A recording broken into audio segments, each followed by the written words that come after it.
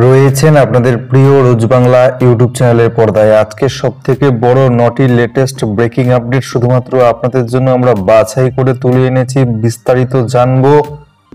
মোদী সরকারের তরফ থেকে নিয়ে আসা হলো একেবারে নতুন প্রকল্প। এবার কিন্তু আধার কার্ডের ধাঁচে দেওয়া হচ্ছে নতুন এক ধরনের কার্ড। কারা কারা পাবেন, কি কি সুবিধা পাবেন আপনাদেরকে বিস্তারিত জানাবো। এছাড়াও লোকাল ট্রেন কবে থেকে চালু হতে পারে, লোকাল ট্রেন নিয়ে, ট্রেন পরিষেবা নিয়ে পরপর দুটি লেটেস্ট ব্রেকিং আপডেট পরপর আপনাদেরকে জানিয়ে দেব। এছাড়াও যারা সরকারি চাকরি করতে চান, কেন্দ্র সরকারের তরফ থেকে এবং রাজ্য সরকারগুলোর তরফ থেকে কিন্তু সরকারি চাকরি নিয়ে একেবারে নতুন নিয়ম চালু করা হলো। বিরাট বড় নতুন নিয়মের ঘোষণা আপনাদেরকে বিস্তারিত জানতে হবে। এছাড়াও পুজোর আগেই কিন্তু হু হু করে খুব ভয়াবহতার দিকে যাচ্ছে রাজ্যের করোনা পরিস্থিতি। কি রয়েছে করোনার চিত্র জানবো বিস্তারিত। এছাড়াও আধার কার্ড নিয়ে একটি অত্যন্ত গুরুত্বপূর্ণ লেটেস্ট আপডেট আপনাদেরকে কিন্তু জানতে হবে। যদি আপনার কাছে আধার কার্ড থাকে অবশ্যই কিন্তু আপনাকে এই বিষয়টি জেনে নিতে হবে। এছাড়াও পেট্রোল ডিজেলের আজকের বর্তমানে বাজার দর কত রয়েছে সেটাও জানবো। এরকমই পরপর লেটেস্ট 9টি ব্রেকিং আপডেট আপনাদের কাছে আমরা তুলে ধরেছি। আপডেটগুলো অত্যন্ত গুরুত্বপূর্ণ, তাই শেষ অবধি ভিডিওটি দেখতে থাকুন। বাঙালি হয়ে বাংলায় দেখুন, বাংলাকে ভালোবাসুন। আমাদের সাপোর্ট করতে ভিডিওটিকে অবশ্যই এক্ষুনি একটা লাইক করে দিন। আর আমাদের চ্যানেলে প্রথমবারের জন্য এসে থাকলে আমাদের ভিডিওগুলো প্রত্যেকদিন আপনি সবার প্রথমে দেখতে চাইলে সাবস্ক্রাইব করার পর পাশের বেল আইকনে অবশ্যই ক্লিক করে দেবেন। পুজোর আগেই অশনি সংকেত দিয়ে কিন্তু রাজ্যে হু করে বেড়ে চলেছে করোনা আক্রান্তের সংখ্যা, মৃতের সংখ্যা। বর্তমানে রাজ্যে কেমন রয়েছে করোনা পরিস্থিতি আমরা জানবো। রাজ্যে করোনা সংক্রমণের ঊর্ধ্বমুখী গ্রাফ অবিচল। রাজ্য স্বাস্থ্য দপ্তরের সর্বশেষ বুলেটিন অনুযায়ী গত 24 ঘন্টায় রাজ্যে আক্রান্ত হয়েছেন 3612 জন। দক্ষিণবঙ্গের দুটি জেলা কলকাতা এবং উত্তর 24 পরগনা যেন সব মাত্রা ছাড়িয়ে যাচ্ছে। কেবল এই দুই জেলা থেকেই গত একদিনে আক্রান্ত হয়েছেন যথাক্রমে কলকাতায় 757 জন এবং উত্তর 24 পরগনায় 774 জন। রাজ্যে মোট করোনা সংক্রমণের সংখ্যা এই মুহূর্তে বেড়ে দাঁড়িয়েছে 2,94,806 জন। গত 24 ঘন্টায় রাজ্যে সুস্থ হয়ে উঠেছেন মোট 3,110 জন। গত 24 ঘন্টায় রাজ্যে মৃত্যু হয়েছে করোনা ভাইরাস আক্রান্ত হয়ে 59 জনের। ফলে কোভিড সংক্রমণ নিয়ে মোট মৃত্যু রাজ্যে এই মুহূর্তে দাঁড়ালো 5,622 জন। অন্যদিকে খাস কলকাতায় স্পার আড়ালে চলছে মধুচক্র। হানা দিয়ে টেলি অভিনেতা সহ 16 জনকে গ্রেপ্তার করলো পুলিশ। স্পার আড়ালে চলা মধুচক্রের আসরে হানা দিয়ে বাংলা সিরিয়ালের এক অভিনেতা সহ 16 জনকে গ্রেপ্তার করলো এসটিএফ। গোপন সূত্রের তথ্যের ভিত্তিতে শনিবার গভীর রাতে ওই স্পাতে হানা দেয় তদন্তকারীরা। সেখান থেকে বেশ কয়েকজন তরুণীকে উদ্ধার করা হয়েছে। কলকাতা রাসবিহারী অ্যাভিনিউ এবং রফি আহমেদ কদওয়াই রোডের ওই স্পা দুটোতে মধুচক্র চালানো হচ্ছে বলে খবর এসেছিল পুলিশের কাছে। কিছুদিন আগে এমন খবর পৌঁছায় পুলিশের কাছে, সেই থেকেই নজরে ছিল স্পা দুটো। এরপর শনিবার রাতে কলকাতা পুলিশের এসটিএফ গোয়েন্দা পুলিশ যৌথভাবে হানা দেয় সেখানে। প্রথমে তল্লাশি চালানো হয় রাসবিহারী অ্যাভিনিউয়ের স্পাতে। সেখান থেকে 11 জনকে গ্রেপ্তার করা হয়। জানা গিয়েছে ধৃতদের মধ্যে 7 জন ক্রেতা হিসেবে গিয়েছিলেন সেখানে। তাদের মধ্যে একজন বাংলা সিরিয়ালের অতি পরিচিত মুখ রয়েছে। অভিযোগ তিনিও নাকি ক্রেতা হিসেবেই ওই মধুচক্রের আসরে গিয়েছিলেন। এরপরেই তালতলা থানা এলাকার রফি আহমেদ কদওয়াই রোডের স্পাতেও হানা দেয় পুলিশ। সেখান থেকেও গ্রেপ্তার করা হয় 5 জনকে। ধৃতদের মধ্যে 2 জন ক্রেতা হিসেবে সেই স্পায়ে গিয়েছিল বলে জানা যাচ্ছে। তদন্তকারীরা জানিয়েছেন ধৃতদের বিরুদ্ধে একাধিক ধারায় মামলা দায়ের করা হয়েছে। এদিকে কেন্দ্রের মোদী সরকারের তরফ থেকে একেবারে নতুন প্রকল্প নিয়ে আসা হলো। আধার কার্ডের মতো আধার কার্ডের ধাঁচে চালু করা হলো প্রপার্টি কার্ড। দেখে নিন কি কি সুযোগ সুবিধা পাবেন, কারা কারা পাবেন। আত্মনির্ভর ভারত গড়ার ডাক দিয়েছেন প্রধানমন্ত্রী। আর তা করতে গেলে দেশের প্রত্যেকটি গ্রামকে আগে স্বনির্ভর হিসেবে গড়ে তুলতে হবে। সেই উদ্দেশ্যকে সামনে রেখে স্বামিত্ব যোজনা প্রকল্পের আওতায় প্রপার্টি কার্ড চালু করলেন নরেন্দ্র মোদী। ভিডিও কনফারেন্সিং এর মাধ্যমে এই প্রকল্পের সূচনা করলেন প্রধানমন্ত্রী রবিবার। এই প্রকল্প ভারতীয় গ্রামীণ মানুষের জীবনযাপন অর্থনৈতিক ক্ষেত্রে আমূল পরিবর্তন ঘটাবে বলে কেন্দ্র সরকারের দাবি।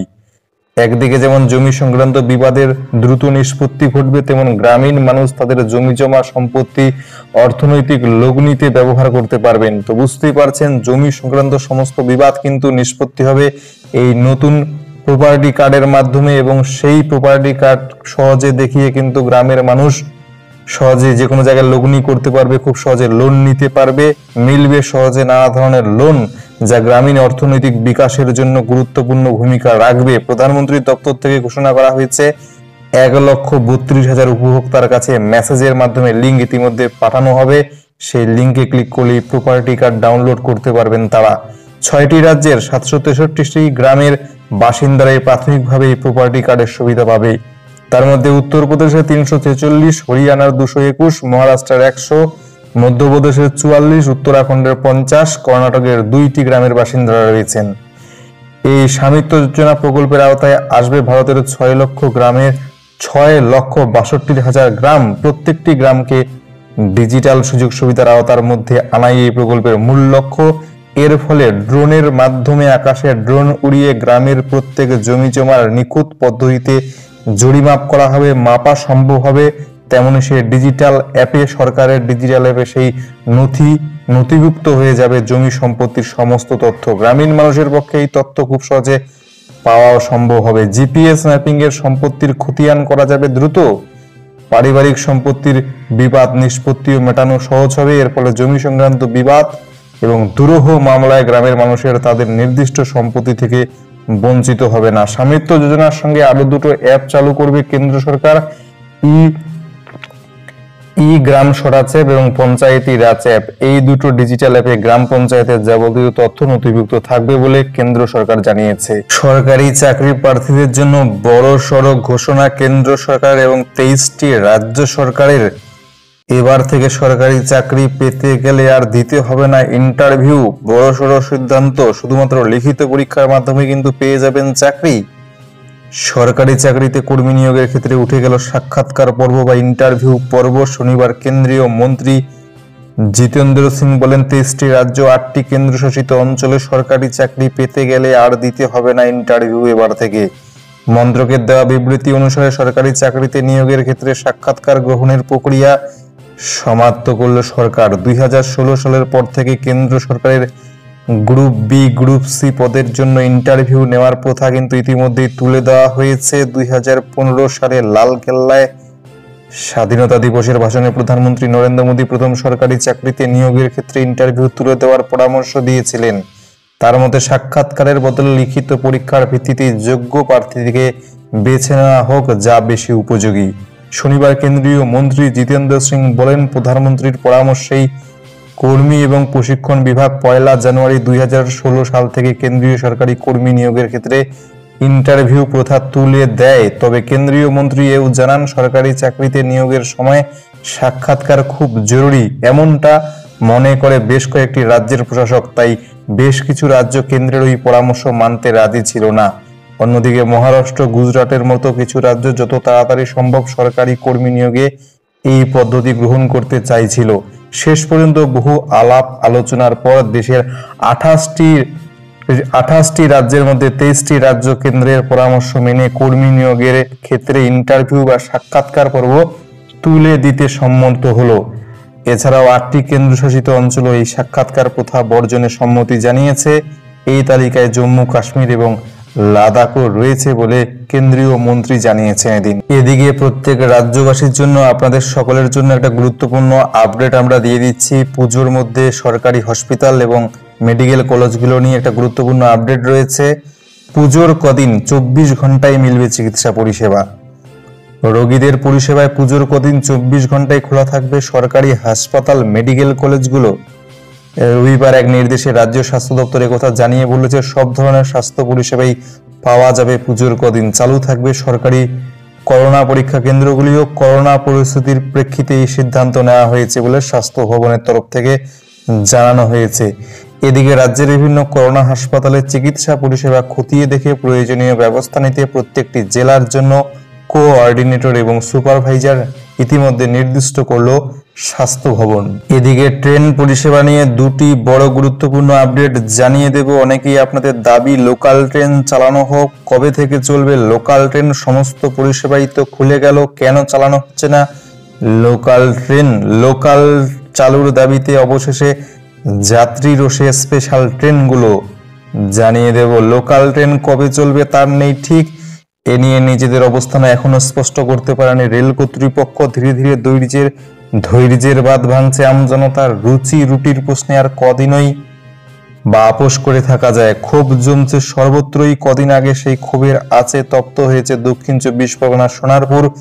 রবিবার তুলকালাম ঘটনার সাক্ষী থাকলো হুগলির একাধিক স্টেশন। পান্ডুয়ায় স্টাফ স্পেশাল ট্রেনকে প্রায় 6 ঘন্টা আটকে রেখে বিক্ষোভ দেখালো যাত্রীরা।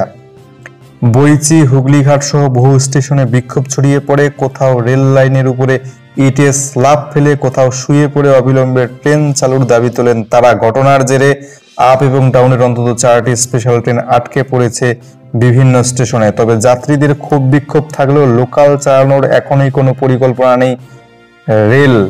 সরকারিভাবে বিবৃতি না দিলেও শিয়ালদহ হাওড়া ডিভিশন থেকে এমনটা ইঙ্গিত মিলেছে এই মুহূর্তে লোকাল ট্রেন চালানোর কোনো পরিকল্পনা কিন্তু রেল কর্তৃপক্ষের নেই।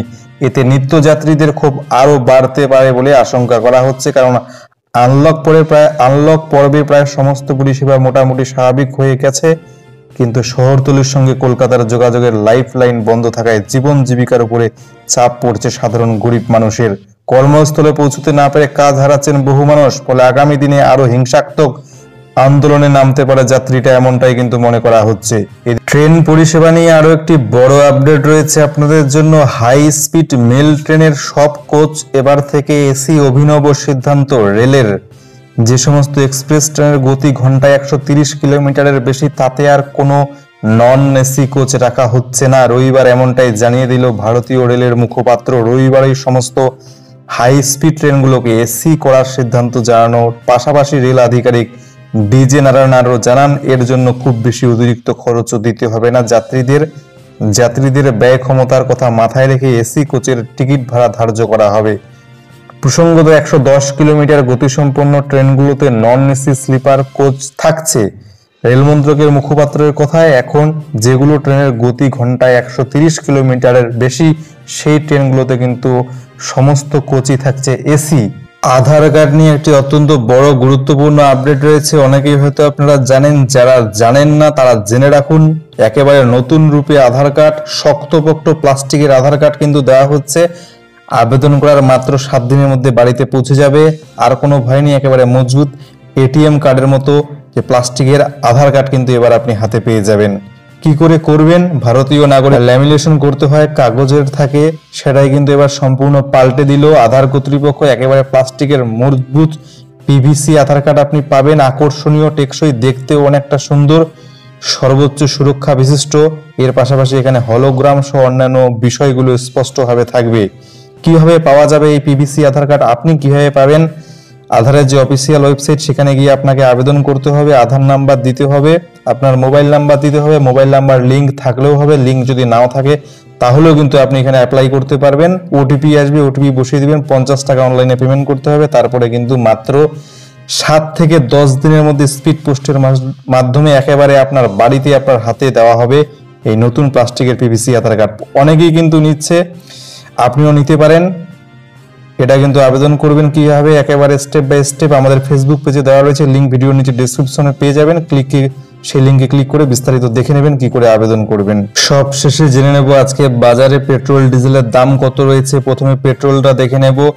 পেট্রোল দিল্লিতে আজকে লিটার পিছু দাম রয়েছে 81 টাকা 6 পয়সা, মুম্বাইতে 87 টাকা 74 পয়সা এবং পেট্রোল আজকে লিটার পিছু কলকাতায় দাম রয়েছে 82 টাকা 59 পয়সা। দাম কিন্তু অপরিবর্তিত রয়েছে। এছাড়াও আমরা দেখে নেব আজকে ডিজেল বাজার মূল্য কত রয়েছে। আজকে ডিজেল লিটার পিছু দাম রয়েছে দিল্লিতে 70 টাকা 46 পয়সা, মুম্বাইতে 76 টাকা 86 পয়সা, কলকাতায় আজকে ডিজেল লিটার পিছু দাম রয়েছে 73 টাকা 99 পয়সা। দাম কিন্তু অপরিবর্তিত রয়েছে। আজকের ভিডিওটি এখানেই শেষ করছি। আগামীকাল আবারও নতুন নতুন খবর নিয়ে আপনাদের মাঝে ফিরে আসবো। সেই পর্যন্ত ভালো থাকুন, সুস্থ থাকুন, অন্যকে ভালো রাখুন। ভিডিও ভালো লাগলে লাইক করুন, শেয়ার করে অন্যকে খবরগুলো জানতে সাহায্য করুন। চ্যানেলটিকে সাবস্ক্রাইব না করে থাকলে সাবস্ক্রাইব করার পর পাশে বেল আইকনে অবশ্যই ক্লিক করে দেবেন। অসংখ্য ধন্যবাদ। Have a nice day.